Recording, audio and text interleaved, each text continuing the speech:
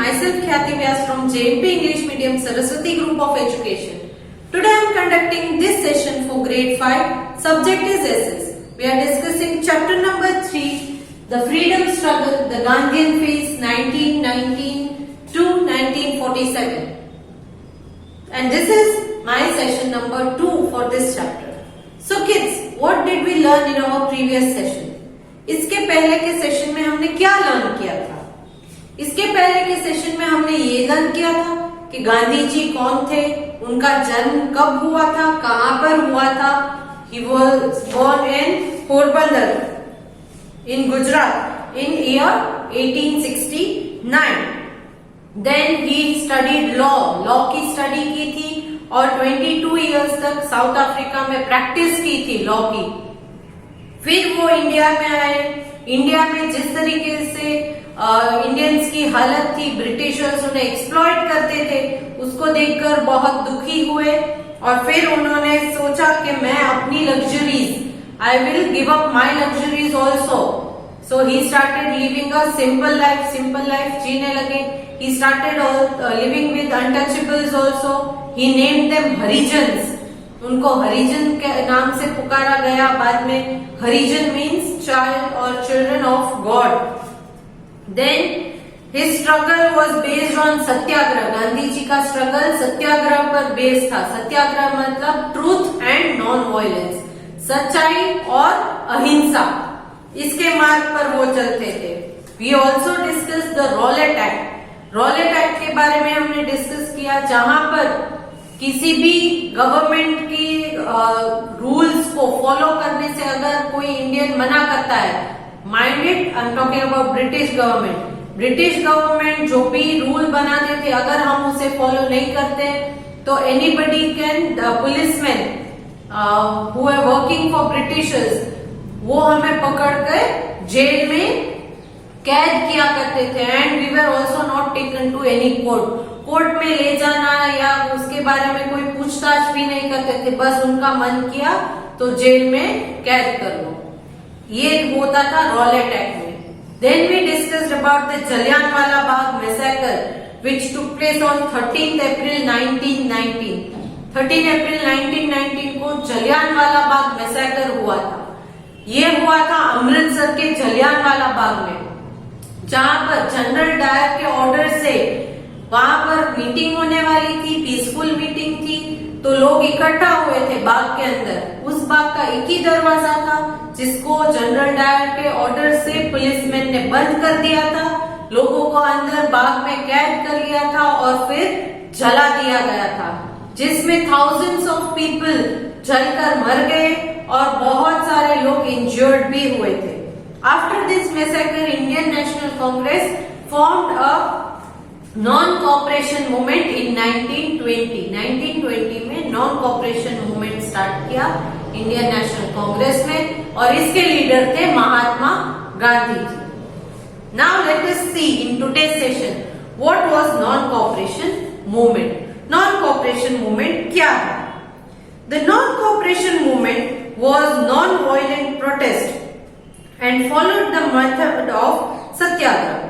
Non cooperation movement एक non violent method थी to protest. किसी का विरोध करना है मगर हिंसा करके, मारामारी करके नहीं, शांतिपूर्वक विरोध करना है कि भाई हम आपकी बात नहीं मानेंगे. इस चीज को एकदम पीसफुली करते थे. Followed on the method of Satyagraha. और सत्याग्रह यानी सच्चाई और अहिंसा के मार्ग पर चल के किसी का विरोध करना.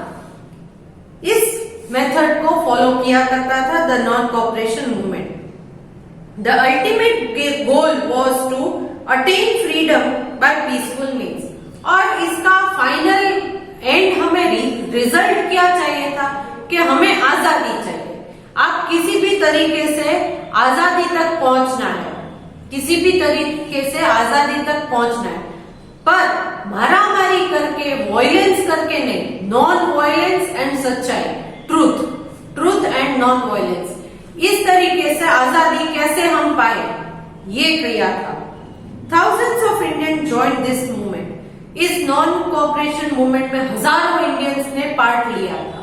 हजारों इंडियंस ज्वाइन हुए थे, क्योंकि बहुत शांतिपूर्वक तरीके से विरोध करना था ब्रिटिशर्स का, कोई मारामारी नहीं करनी थी, कोई हिंसा नहीं होने वाली थी। इसलिए फर्स्ट किस तरह से उन्होंने नॉन कॉर्पोरेशन मूवमेंट को चलाया, क्या किया, late us see that. Number 1, students boycotted British run schools and colleges and lawyers boycotted courts।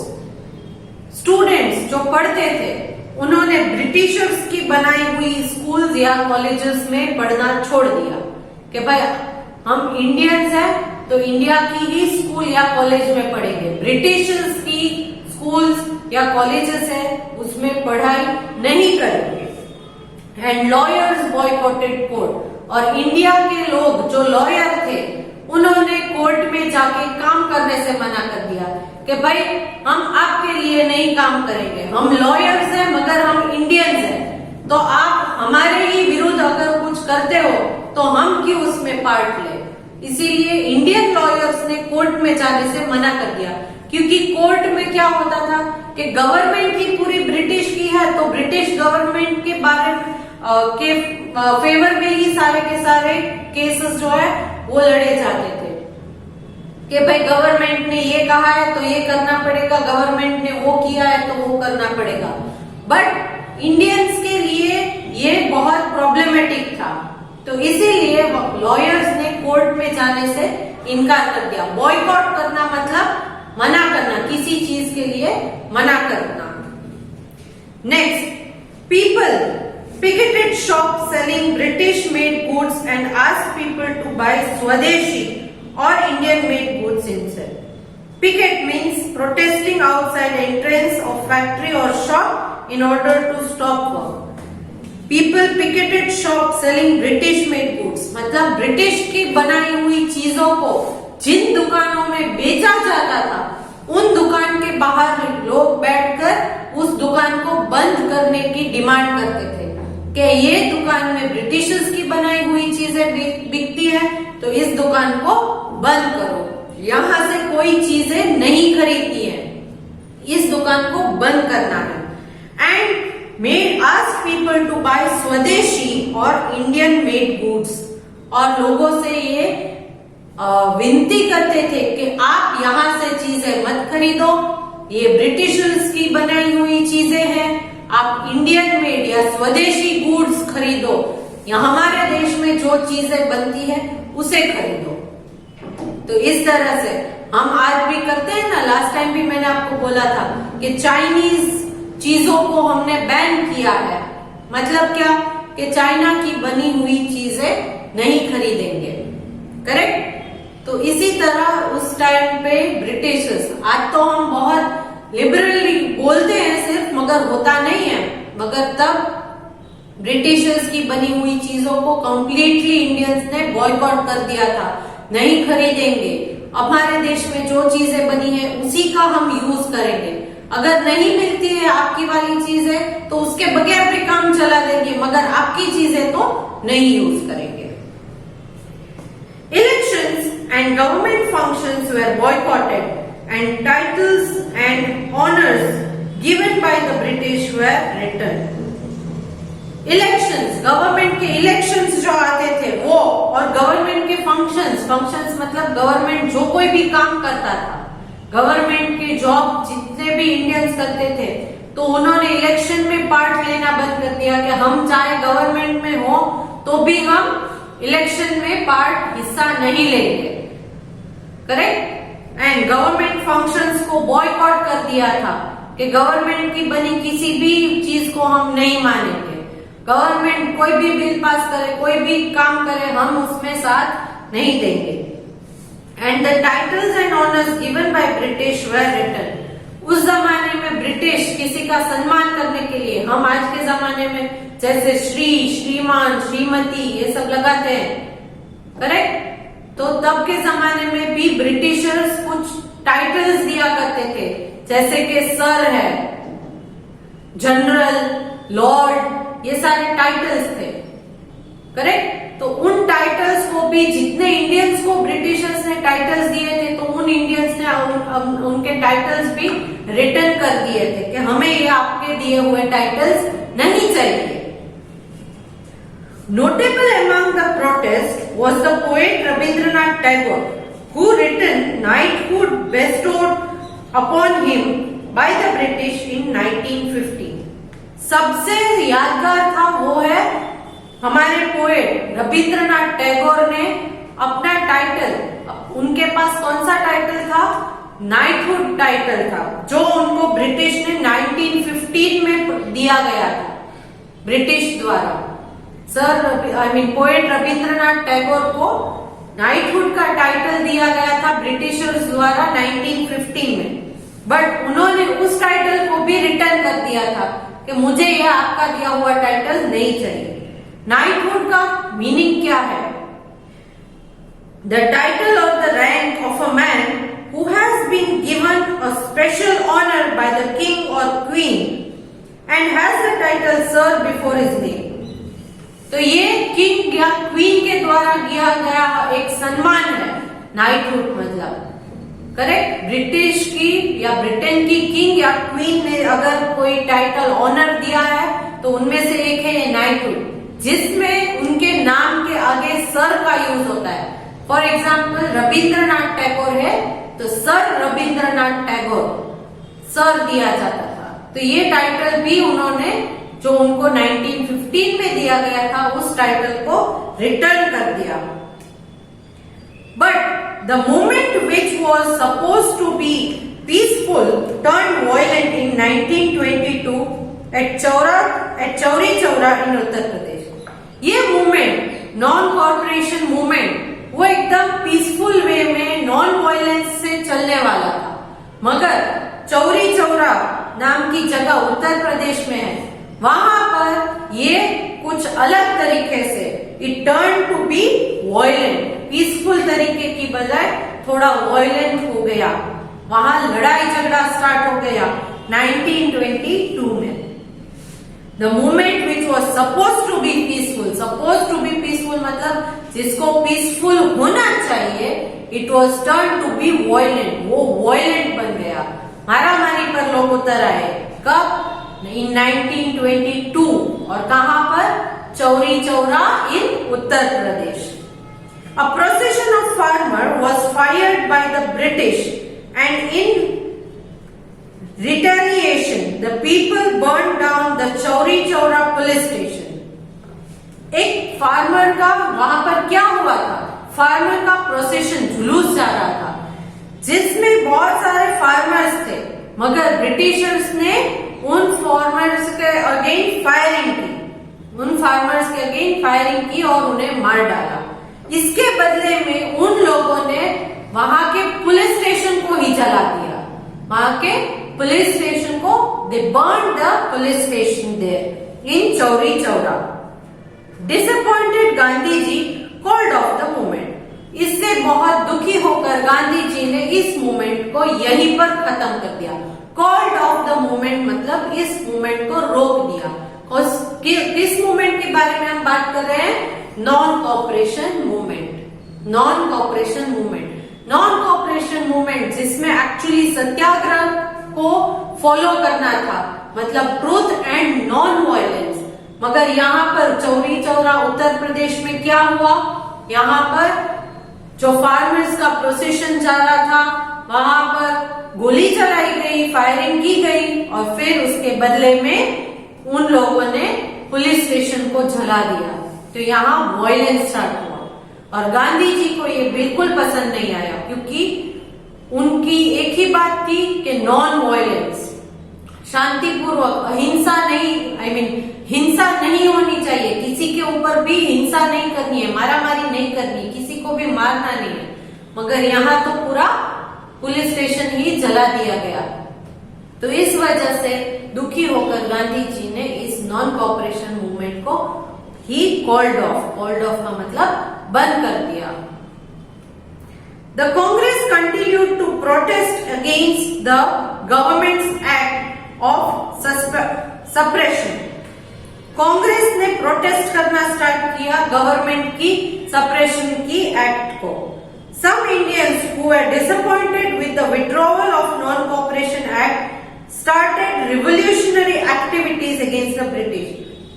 जब गांधी जी ने इस नॉन कोऑपरेशन एक्ट को विड्रॉ कर लिया, बंद कर दिया, बट कुछ इंडियंस इससे खुश नहीं थे क्योंकि उनका मानना था कि अभी भी हमें ब्रिटिशर्स का विरोध तो करना ही है। So they started revolutionary activities against British. Revolutionary activities मतलब उन्होंने ब्रिटिश का अभी भी अलग अलग कार्य करके विरोध करना चालू ही रखा कि हम आपका विरोध करेंगे ही करेंगे। Revolutionary activities मतलब involving a great or complete change. पूरे इंडिया में चेंजेस लाने के लिए जो अलग अलग एक्टिविटीज थी उनको फॉलो करना स्टार्ट कर दिया। These revolutionary nationalists felt that the non-violent movement would not lead to independence. उसमें जो revolutionary activities में जो लोग जुड़े थे उनका ये मानना था कि ये नॉन वायलेंस का यह मूवमेंट जो है गांधी जी का, उससे हमें आजादी नहीं मिलेगी क्योंकि आप कितनी भी शांतिपूर्वक तरीके से करो मगर ब्रिटिश हमें नहीं छोड़ेंगे, ब्रिटिश नहीं मानेंगे, वो इतनी आसानी से नहीं मानेंगे। अगर हम शांति से उन्हें बात बोलेंगे कि भाई हमारा देश छोड़ दो तो वो नहीं मानेंगे। So these revolutionary nationalists felt that non-violent movement would not lead to independence. इससे हमें आजादी नहीं मिलेगी। Revolutionaries such as Bhagat Singh, Chandrasekhar Azad, Jatin Das, Surya Sen, Binoy, Badal and Dinesh defied the British and were put to death. इन सारे लोगों ने भगत सिंह, चंद्रशेखर आजाद, जतिन दास, सूर्य सेन, बिनोय, बादल and Dinesh, इन लोगों ने ब्रिटिशर्स का विरोध किया था और इनको ब्रिटिशर्स ने फिर मार डाला। They are remembered for their bravery even today. वो आज भी, इनमें से बहुत सारे जो लीडर्स थे उनके नाम आपने सुने होंगे और आज भी वो अपनी ब्रेवरी के लिए, अपनी हिम्मत जो उन्होंने दिखाई उसके लिए आज भी हम उन्हें याद करते हैं। Next comes the Simon commission. एक और टॉपिक है साइमन कमीशन। ये नॉन कॉपरेशन मूवमेंट तो अब बंद हो गया, रेवोल्यूशनरी नेशनलिस्ट जो थे उनको ब्रिटिशर्स ने मार दिया था, मार डाला। अब है साइमन कमीशन। ये क्या है? इन 1928 में the British government appointed a commission under Sir John Simon and named Simon Commission.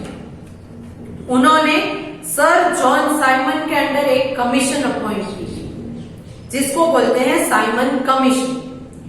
The aim of commission was to review the law and order situation in India and come up with new reforms. क्यों sir John commission को, इस commission को क्यों बनाने के लिए कहा गया था? क्या करना चाहते थे ब्रिटिशर्स? उनका ये मानना था कि इंडिया में जितने भी लॉ एंड ऑर्डर की सिचुएशन चल रही है उसको एक बार क्लोजली ये सर जॉन साइमन इसका सर्वे करें और and come up with new reforms, और आइडिया दे कि इसमें हम सुधार कैसे ला सके, इसमें कुछ अच्छा कैसे कर सके, क्योंकि बहुत इधर उधर विरोध हो रहा था, डिस्टरबेंस बहुत था, सारे लोग, सारे इंडियंस ब्रिटिश को भगाने में लगे थे। तो इसीलिए सर जॉन साइमन को अपॉइंट किया गया कि भाई आप इस सारी सिचुएशन को क्लोजली ऑब्जर्व करो और हमें कुछ आइडिया दो कि हम क्या कर सकते हैं। When the commission arrived in India, the Congress boycotted it as there were no Indians among the 7 members of the commission. इस कमीशन में 7 मेंबर्स थे, बट इन 7 मेंबर्स में एक भी इंडियन नहीं था, सारे के सारे ब्रिटिशर्स थे। इसीलिए इंडियंस ने इसको भी बॉयकॉट किया था कि हम इस कमीशन की बात नहीं सुनेंगे, क्योंकि इस कमीशन में हमारा तो कोई इंडियन तो है ही नहीं, तो हमारी कैसे जान पाओगे? हमें क्या तकलीफ हो रही है उसको जानने के लिए हमारा भी एक यहाँ पर मेंबर होना चाहिए। तो उसमें एक भी इंडियन नहीं था। So when the commission arrived in India, the Congress boycotted it as there were no Indians among the 7 members of the commission. 7 member में से एक भी इंडियन नहीं था, इसीलिए कांग्रेस वालों ने इसका विरोध किया था। People greeted the commission with black flag and protest. और जब ये कमीशन इंडिया में स्टार्ट हुई तब लोगों ने इसका स्वागत काले फ्लैग से किया था, ब्लैक फ्लैग एंड प्रोटेस्ट, और इसका विरोध किया था। ब्लैक कलर का मतलब है किसी का विरोध करते हो तो ब्लैक कलर लगाते हैं, तो इसीलिए ब्लैक फ्लैग से इसका हमने स्वागत किया और प्रोटेस्ट किया था। Lala Lajpat Rai was severely injured in the lathi charge at the protest. इस प्रोटेस्ट में जब साइमन कमीशन के लोगों को हमने प्रोटेस्ट किया तो इस कमीशन में लाला लजपत राय जो है वो सीवियरली इंजर्ड हुए थे, बहुत खराब तरीके से घायल हुए थे। किस वजह से? क्योंकि ब्रिटिशर्स ने उन लोगों पर, जो लोग प्रोटेस्ट कर रहे थे, उनके ऊपर लाठी चार्ज किया था। लाठी चार्ज मतलब डंडे से मारना, लाठी मतलब डंडा, तो लाठी से मारा गया था लोगों को। इसलिए इसमें लाला लजपत राय बहुत सीवियरली इंजर्ड हुए थे, बहुत खराब तरीके से उन्हें लग गई थी लाठी। And the result, as a result he died few days later, और उसके कुछ दिन बाद उनकी डेथ हो गई। क्यों? क्योंकि ब्रिटिशर्स ने बहुत ही ज्यादा मारा था। तो ये था साइमन कमीशन, ओके, जिसके हेड थे सर जॉन साइमन, इसीलिए नाम था साइमन कमीशन। तो आज का सेशन हम यहीं तक रखते हैं। आज के सेशन में मैंने जितना भी एक्सप्लेन किया, आई होप आपके समझ में आ गया होगा। एक बार टेक्स्ट बुक में से फिर से चैप्टर रीड कीजिएगा, go through the chapter, read all the points, okay. You can go through the video if you are still having any doubts. Along with this video, I am sending a PDF which is worksheet based on the fill in the blanks. Hint box is also provided to you, which will help you to find the answers to be written in the blanks. If you are still having difficulty to find the answers, you can go through the textbook. You will find all the answers in the textbook. Okay? So hope to see you good in next session.